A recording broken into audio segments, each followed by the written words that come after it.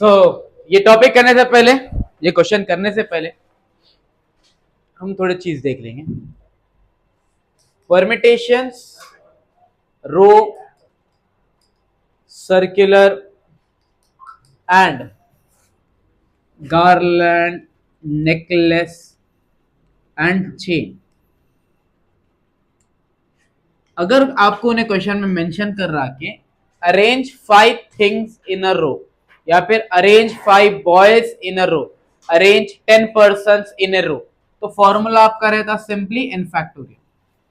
10 जनों को रो में अरेंज करना है तो 10 फैक्टोरियल, 5 कोई भी थिंग्स को अरेंज करना है रो में तो 5 फैक्टोरियल। कब? जब उन्हें रो में मेंशन करा तब।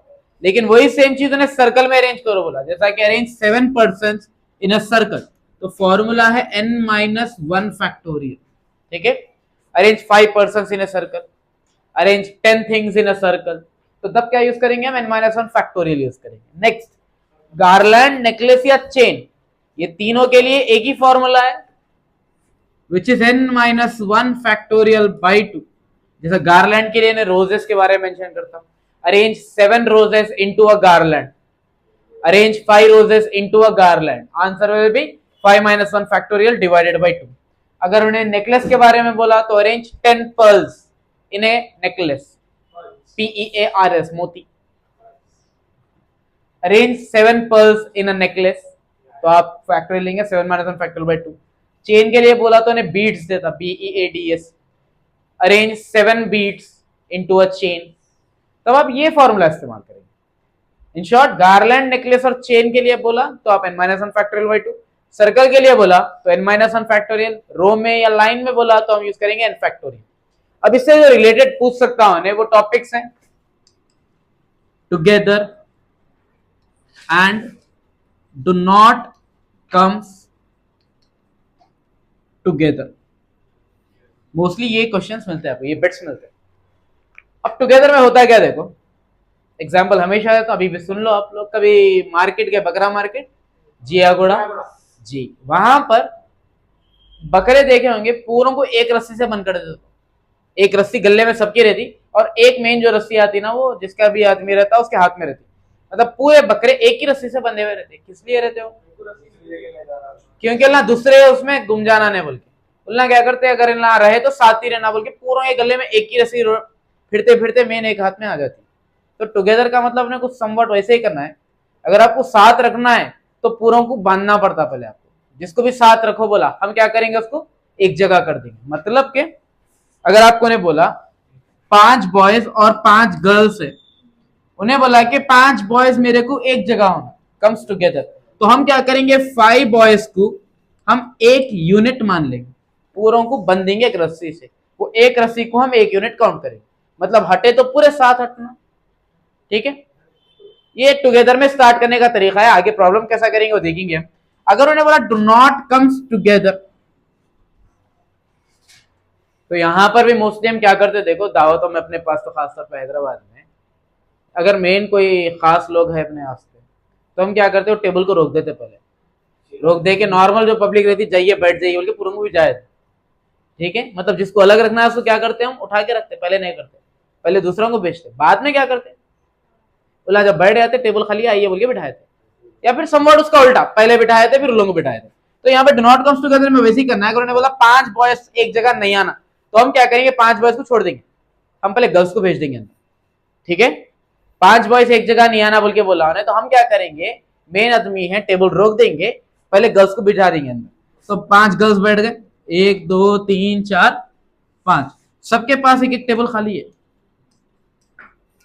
यहां लेके आके हम बॉयज को रखते हैं। बस एक एग्जांपल बता रहा हूं आप लोगों को।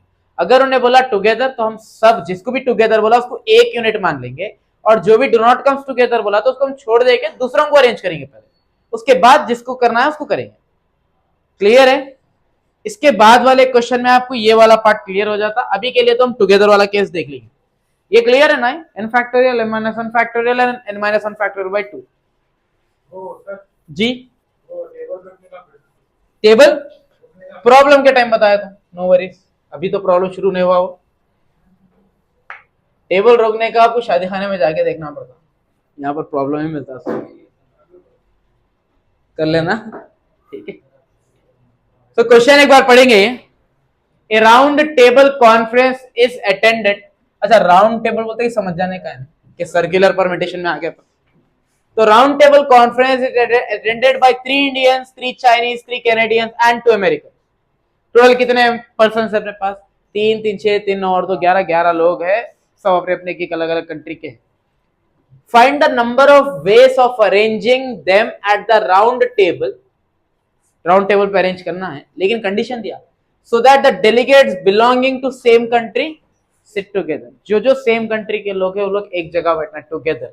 तो हम पहले स्टार्ट करेंगे।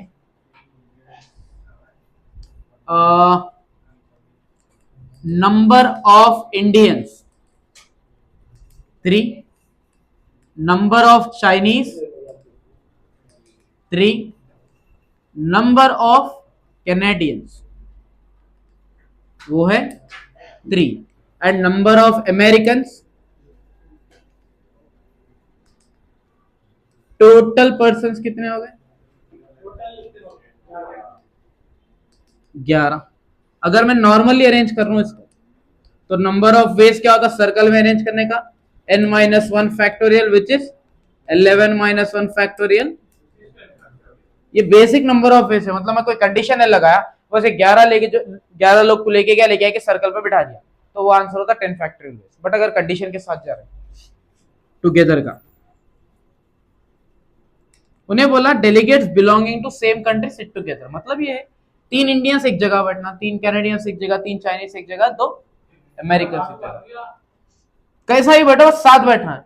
तो अगर टुगेदर बोला, किसको टुगेदर बोला? सेम कंट्री के मेंबर्स को एक जगह बिठाना है। तो हम क्या करेंगे वहां पर? एक यूनिट कंसीडर करते हैं। किसको कंसीडर करते हैं? जैसा 3 इंडियंस है, कंसीडर 3 इंडियंस एज 1 यूनिट। फिर 3 चाइनीज है, इसको भी एक यूनिट मान ली। फिर 3 कैनेडियंस है, इसको भी एक यूनिट ले लिए। एंड बचे 2 अमेरिकन, इसको भी क्या लेंगे हम? 1 यूनिट। क्लियर है अभी? ये राउंड टेबल था। Indian 1, Indian 2, Indian 3, Chinese 1, Chinese 2, Chinese 3, Canadian 1 2 3, American 1, American 2। हम क्या करें? 3 इंडियंस को एक यूनिट बोल दिए थे, 3 चाइनीज को एक यूनिट बोल दिए थे, 3 कैनेडियंस को एक यूनिट बोले, और 2 अमेरिकन को। टोटल कितने मेंबर्स है अपने पास अभी? 1 2 3 4। तो लिख लो total members is equal to 4। तो नंबर ऑफ वेज क्या होता? n-1 factorial. तो n कितना है? 4-1 फैक्टोरियल। आंसर कितना है इसका? 3 फैक्टोरियल। ज्यादा क्लियर है? अभी करेंगे उसका काम। ये हो गया अपन जो मेन अरेंज कर डाले अभी, मतलब कंडीशन के हिसाब से कि हर कंट्री का मेंबर एक एक जगह बैठा हुआ है, इसको एक यूनिट, इसको एक यूनिट, ये एक यूनिट, एक यूनिट, तो टोटल 4 यूनिट्स हो गए। 4 यूनिट को अरेंज करने के लिए आंसर है 4-1 दैट इज 3 फैक्टोरियल। लेकिन एक प्रॉब्लम, जब भी आप टुगेदर कंसिडर करते हैं ना, तो वहां पर याद रखना इंटरनल चेंज होने वाला है। बट इंटरनली वो कैसा होता सर? i1 की जगह i3 बैठ सकता, i3 की जगह i2 बैठ सकता, i2 की जगह i1 आ सकता। मतलब इंटरनल वाला कितना भी चेंज हो फर्क नहीं पड़ने वाला है, बस साथ रहना वो इंपॉर्टेंट है। तो इसलिए जब भी आप टुगेदर वाला केस करेंगे, आप लिखेंगे internally 3 Indians are arranged in 3 factorial ways. Clear है? ये जितने मेंबर्स उतने फैक्टोरियल में इंटरनली अंदर अंदर चेंज हो सकते। क्लियर है? 3 Chinese are arranged in 3 factorial, 3 Canadians are arranged in 3 factorial, and 2 Americans are arranged in 2 factorial ways. Then final answer, total number of ways is equals to क्या है आपने को पहला यहां पर, उसके बाद क्लियर है? 3 फैक्टोरियल कितना and 2 factorial 6 6 36, 36 into 6 216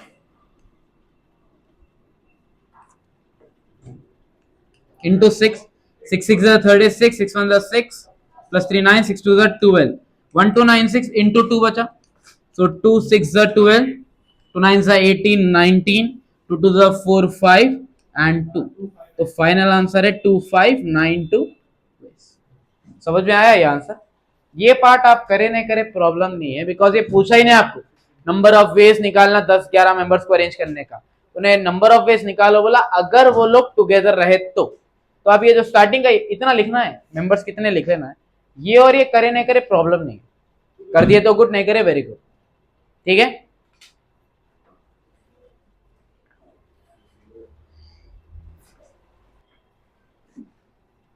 question number 23, find the number of ways of arranging 6 boys and 6 girls in a row.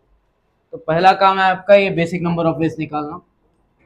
So number of boys 6, number of girls, number of members total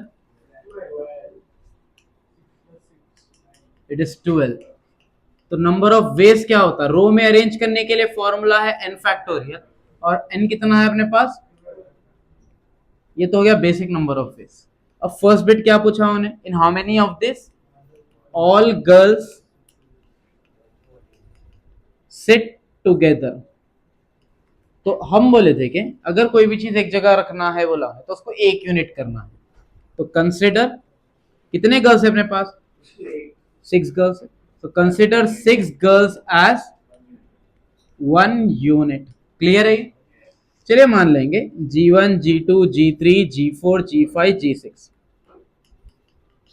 इसको आप क्या consider करें, 1 unit, लेकिन boys भी है रो में, तो अब देखो 6 गर्ल्स को आप एक यूनिट मान लिया, मतलब ये एक गर्ल बन गए, एक आदमी एक मेंबर पकड़ लो, और बचे कितने बॉयज आपके पास, 6 बॉयज, तो लिखेंगे including 6 boys there are total 7 members, right. ये एक यूनिट और ये 6 यूनिट्स, कितने टोटल, 7 यूनिट यानी 7 मेंबर। तो इन लोगों को अगर अरेंज करना है रो में तो 7 मेंबर्स को अरेंज करने के लिए आंसर क्या है, 7 फैक्टोरियल वेज होता, राइट। लेकिन जब भी आप टुगेदर वाला केस करेंगे तो क्या आता वहां पर, इंटरनल चेंज, बट इंटरनली कितने गर्ल्स थे अपने पास, 6 girls are arranged in, 6 girls है तो 6 फैक्टोरियल में अरेंज होते, तो टोटल नंबर ऑफ वेज ऊपर आया 7 फैक्टोरियल और नीचे आया, अच्छा 7 6 42 फैक्टोरियल लिख सकते हैं, नहीं गलती नहीं करना कभी भी, 7 factorial into 6 factorial is final answer. Next, अच्छा सेम क्वेश्चन आपको सर्कल में भी है, same ditto question, find the number of ways of arranging 6 boys and 6 girls in a circle, full stop, in how many of this all girls sit together, no 2 girls sit together, boys and girls sit alternately.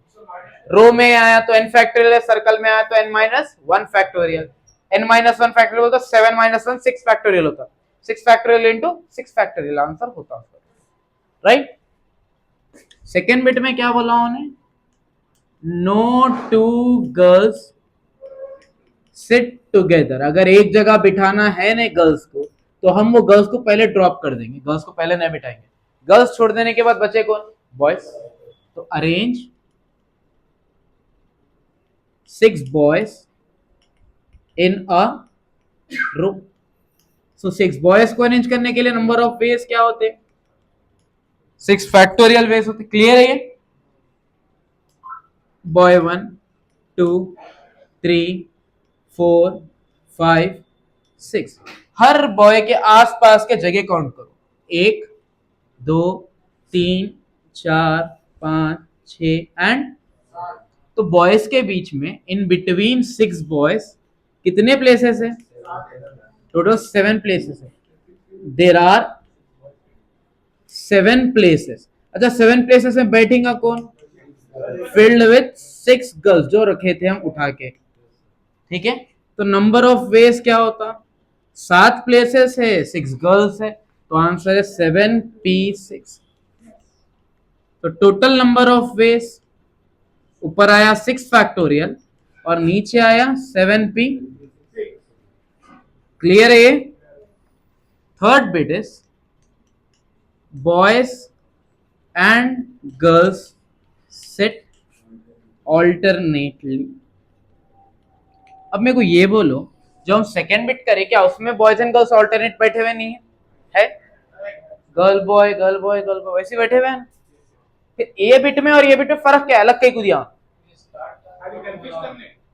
नहीं, confuse नहीं, difference अच्छा है। अगर हम यहाँ पे देखें तो यहाँ पे रो गर्ल से भी स्टार्ट हो सकती, बॉय से भी हो सकती, डजंट मैटर। लेकिन ऑल्टरनेटली जब हम देख रहे हैं ना तो वहां पर बहुत मैटर करता है कि रो स्टार्ट हुई किससे। ठीक है, तो यहां पे लिखेंगे row starts either with a boy और अ गर्ल। तो नंबर ऑफ वेज क्या हो सकता है? दो ही रास्ते होते, या तो पहले बच्चे को बिठा दो या फिर पहले गर्ल को बिठा दो। ठीक है, ये हो गया, छोड़ दो। अब हम स्टार्ट करेंगे कंसीडर से। फर्स्ट अरेंज, या फिर फर्स्ट अरेंज नहीं, let the row starts with a boy. Let row starts with a boy. तो number of ways arrange 6 boys in a row. तो नंबर ऑफ वेज क्या होता है 6 बॉयज को अरेंज करने? It is 6 factorial. तो boy 1 2 3 4 5 6। लेकिन अब प्लेसेस 7 नहीं है, 6 है। 1 2 3 4 5, क्योंकि पहले वाले पोजीशन पे हम रख नहीं सकते बिकॉज हम मेंशन कर दिए कि रो स्टार्ट हुई किससे? बॉयज से। तो in between 6 boys there are 6 places. ये फिल कौन करने वाला है? Filled with 6 girls. तो नंबर ऑफ वेज क्या होता है इसके लिए? 6 प्लेसेस है, 6 गर्ल्स है, तो 6p6 विच इज 6 फैक्टोरियल। तो लिख लो total number of ways 6 factorial into 6 factorial यहां पर है, 6 फैक्टोरियल यहां पर है। कंप्लीट हो गया आंसर? नो, यहां पर एक और एक आंसर छोड़ दिया, वो है 2। तो गर्ल और बॉय अलग अलग निकालने की जरूरत है नहीं, बिकॉज गर्ल रो या बॉय हम दोनों का एक साथ यहाँ पे 2 कर दिए काम। उसके बाद में आपको यहाँ पर ये काम स्टार्ट करना है। समझ में आया?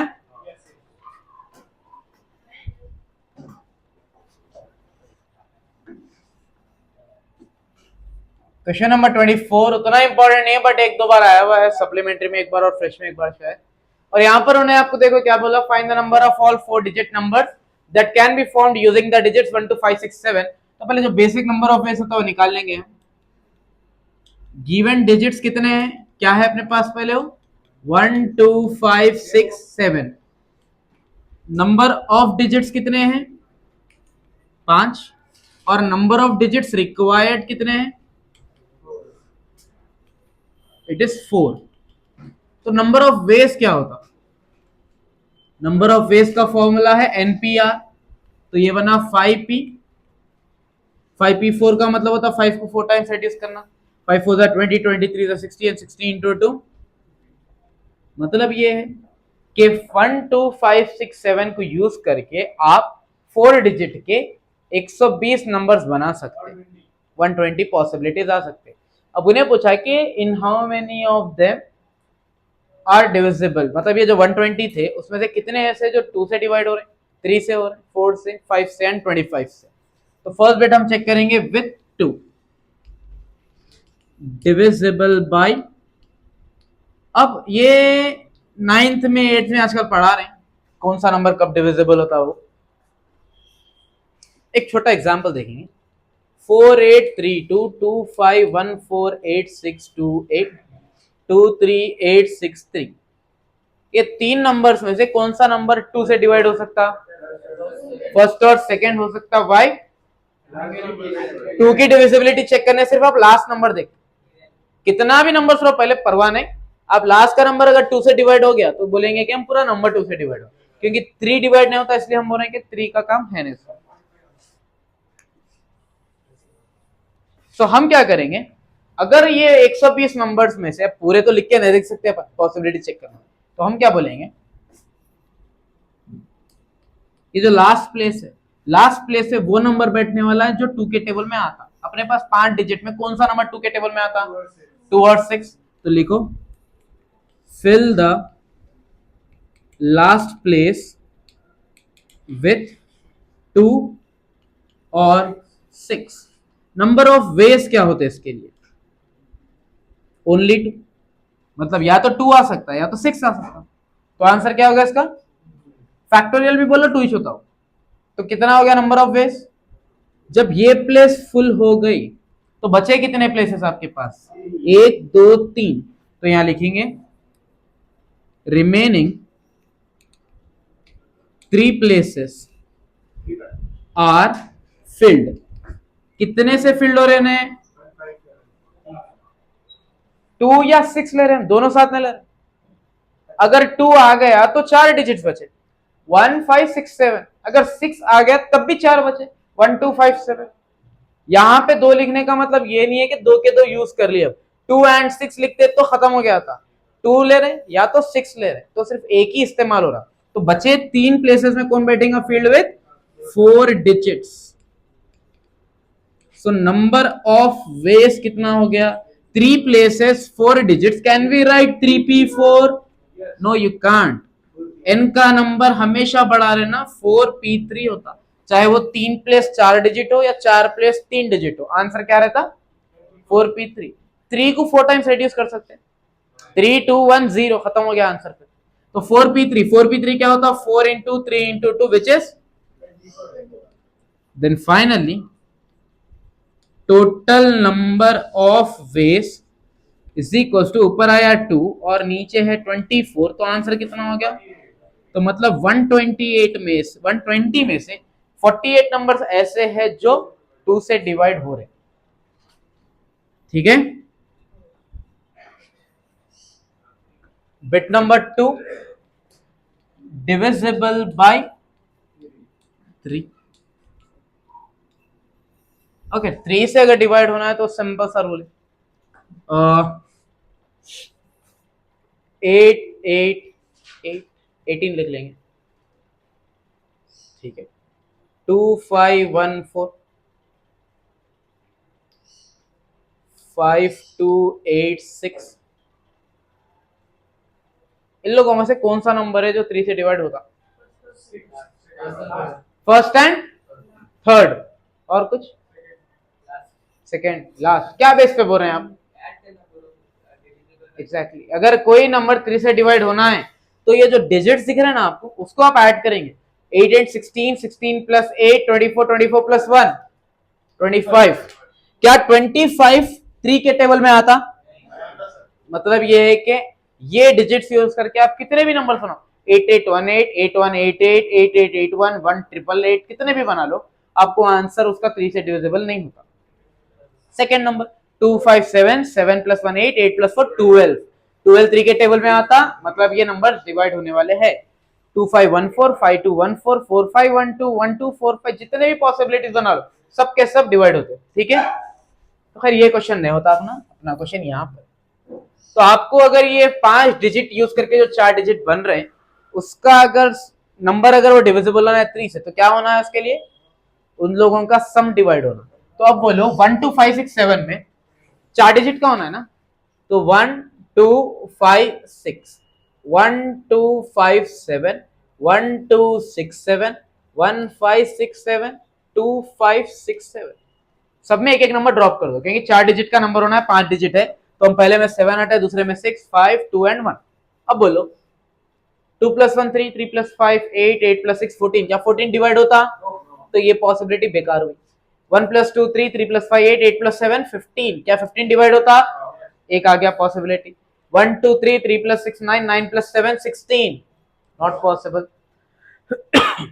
1 5 6 6 6 12 12 plus 7, not possible. 2 5 7 7 7 14 14 plus 6 20, it is also not possible। तो अपने पास सिर्फ एक ही पॉसिबिलिटी मिली, वो है 1257। तो यहां लिखेंगे fill the 4 places with the digits 1257। समझ में आया ये? क्योंकि इन लोगों का देखो, कभी भी आपको 3 से डिवाइड होना है ना नंबर, तो आप वो नंबर्स का सम देखते। तो अपने को 4 डिजिट का नंबर होना था, लेकिन 4 डिजिट किससे बनना है? ये 5 से बनना है। तो हम सबसे ये 5 पॉसिबिलिटी निकाले, सबको ऐड करके देखे, सब में सम जो आ रहा था ना, सिर्फ एक ही सम है जो 3 से मल्टीप्लीकेशन में आता, वो है 15 डिवाइड होता। तो हम बोल रहे हैं कि ये जो 1257 है, सिर्फ यही डिवाइड होने वाले और दूसरे कोई नहीं होते। अब लेकिन जो 1257 बना ना, सिर्फ 1257 नहीं, 2517, 7215, हर तरीके से आप उसको अरेंज करो। तो हम क्या कर रहे हैं, फिल द 4 प्लेसेस। 4 प्लेसेस कौन से? जो 4 डिजिट नंबर पूछा उन्हें विद द डिजिट्स 1257। तो नंबर ऑफ वेज क्या होता है इसके लिए? 4 places 4 digits, answer is 4p।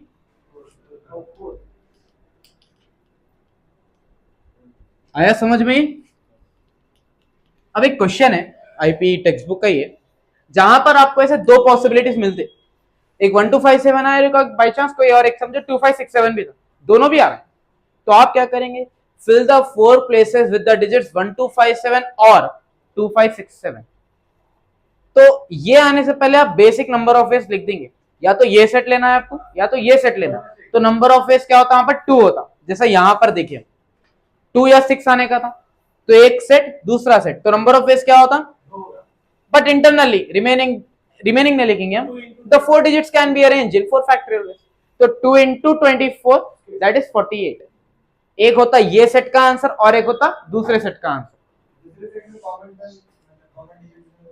Common कहीं कॉमन से मतलब नहीं है आपको, बस ये और वो दोनों में देखना है, ये सेट भी लेना है, वो सेट भी लेना है। ये सेट का एक भी नंबर वहां गया तो डिस्टर्ब हो जाता है, और वो सेट का एक भी नंबर एक्स्ट्रा यहाँ आ गया तो यहाँ प्रॉब्लम होती है। ठीक है, नेक्स्ट बिट है आपका डिविजिबल बाय 4। तो डिविजिबल बाय 4 के लिए जैसा 2 में लास्ट का डिजिट डिवाइड होना है, 3 में सम डिवाइड होना है, यहां पर लास्ट के 2 डिजिट्स डिवाइड होना है। ठीक है, अगर 4 से डिवाइड होना तो क्या कंडीशन है? लास्ट के जो 2 प्लेसेस है, ये वाला और ये 1 सेंटेंस, ये दोनों डिवाइड होना, तब बोलते हैं कि वो नंबर 4 से डिविजिबल है। अब बोलो 12567 में 4 के मल्टीपल्स क्या क्या निकलते? Fill the last 2 places with either, या फिर विथ लिख लेंगे यहां पे पहली पॉसिबिलिटीज। 12 आता 4 के टेबल में, 15 आता, 16 आता, 17 आता, तो 1 से स्टार्ट होने वाले नंबर हो गए खत्म। अब 2 से स्टार्ट होने वाले, 21 आता, नहीं आता 4 के टेबल में, 25 आता, 26 आता, नहीं आता, 28 आता, राइट? 4 6 24, 4 7 28, तो क्या 27 आता? तो 2 के कोई भी नहीं आ रहे। अब आ जाएंगे 5 से, 51, 52, 52, यस, 4 1 4, कैरी 1, 4 3 12, 52 आ रहा तो 56 भी आता, 52 प्लस 4 56, 57 नहीं आता। कमिंग टू 61, 62, 63, सॉरी 65, 67, कोई भी नहीं आता। बचा फिर 72 एंड 76। क्लियर है? तो नंबर ऑफ वेज क्या होते हैं इसके लिए, बोलो मेरे को जल्दी से। वेज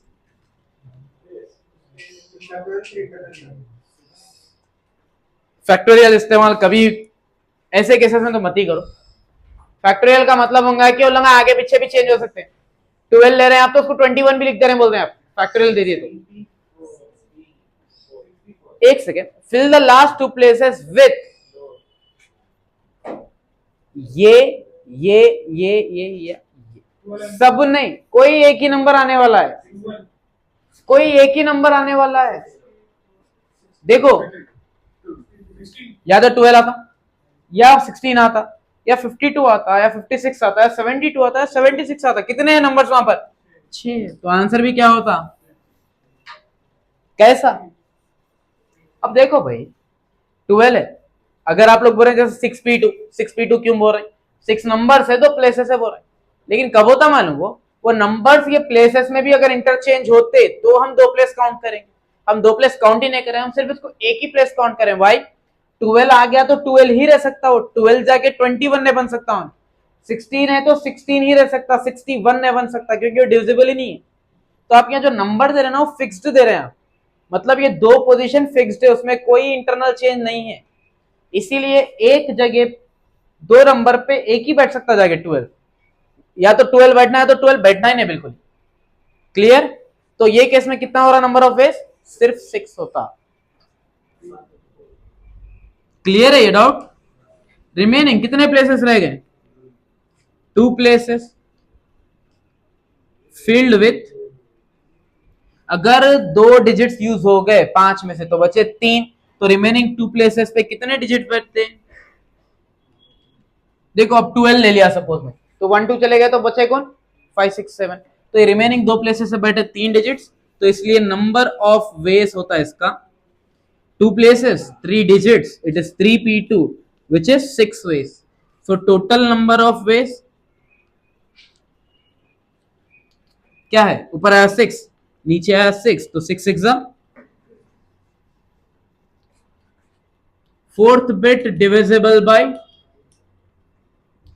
5, 5 है पहले, तो जैसा 2 है सेम वैसे ही 5 है।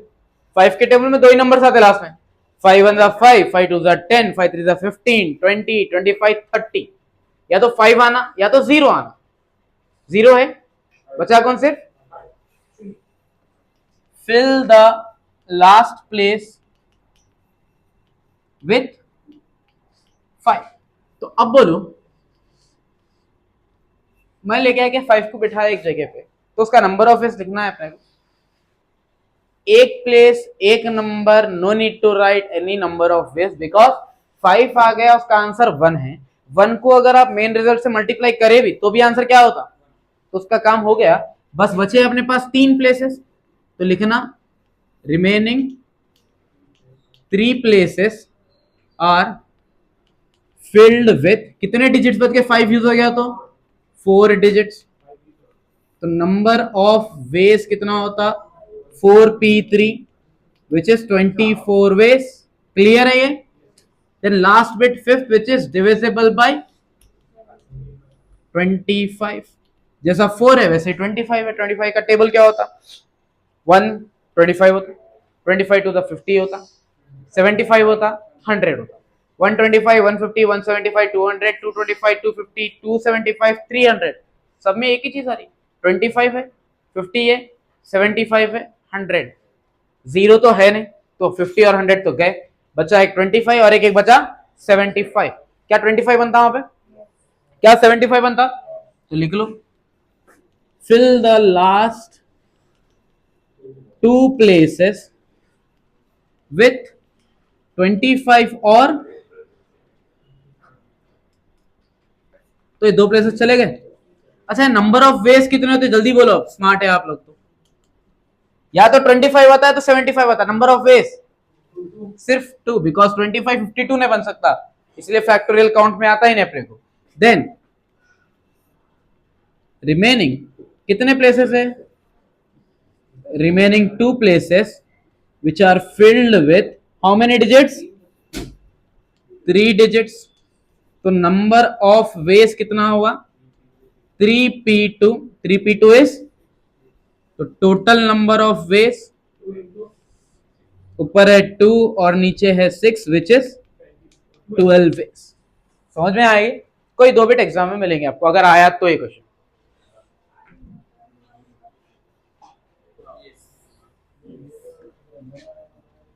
So question number 25, last question ये चैप्टर का, ये आप लोग ट्राई कर लेना। Find the number of ways of arranging 6 red roses and 3 yellow roses of different sizes into a garland. पहले हम लिख लेंगे number of red roses 6, number of yellow roses 3, total roses 9, number of veg garland में arrange करने के लिए n-1 factorial by 2, मतलब 9 - 1 factorial by 2, answer आता 8 फैक्टोरियल बाई 2। ये पहला मेजर आंसर आपका। नहीं, 2 1 2 4 बोल रहे हैं, नहीं कर सकते। अब आ जाएंगे फर्स्ट बिट पे, all yellow roses are together, yellow roses together बोला, नहीं तो हम क्या करते हैं यहां पर consider 3 yellow roses as 1 unit, 1 unit plus, और रेड रोजेस कितने हैं आपके पास? 6 रेड रोजेस है। 3 येलो का 1 unit plus red roses 6, total कितने रोज हो गए गार्लैंड में अरेंज करने के लिए? 7 माइनस 1 फैक्टोरियल बाई 2, आंसर है 6 फैक्टोरियल बाई। लेकिन 3 येलो रोजेस इंटरनली कितने में अरेंज होते हैं? तो फाइनल आंसर है 6 फैक्टोरियल बाई 2 इंटू। क्लियर है बेटे? सेकेंड बिट में आपको पूछा no 2 yellow roses are together. हम क्या करते हैं, 2 येलो मतलब जो येलो रोजेस है उसको ड्रॉप कर देते हैं, हम पहले अरेंज करेंगे 6 रेड रोजेस। 6 रेड रोज को अगर गार्लैंड में अरेंज करें तो आंसर होता 5 फैक्टोरियल बाई 2। क्लियर है? अब देखो 6 red roses R1, R2, R3, R4, R5, R6, ये हो गया गार्लैंड। यहां पर एक प्लेस, यहां पर एक प्लेस, यहां पर एक प्लेस, एक एक एक, टोटल कितने हो गए? 6 प्लेसेस। तो in between 6 red roses 6 places है जहां पर फिल कौन करता है के 3 येलो करता। तो आंसर क्या होता है इसका 6p, और ऊपर क्या आया? आया समझ में? क्या नहीं कहता? नहीं नहीं नहीं, उसको 8 फैक्टर बहुत बड़ी वैल्यू होती। नहीं नहीं नहीं करना है, बिकॉज उन्हें पहले क्या बोलते, find the number of ways of arranging 6 red and 3 yellow of different sizes into a garland. Question full stop आ गया, मतलब ये नंबर ऑफ वेज निकालना नहीं करे तो 1 मार्क कटने वाला है आपका। उसके बाद उन्हें कंटिन्यू करा, इसमें से कितने होने वाले हैं? क्लियर है?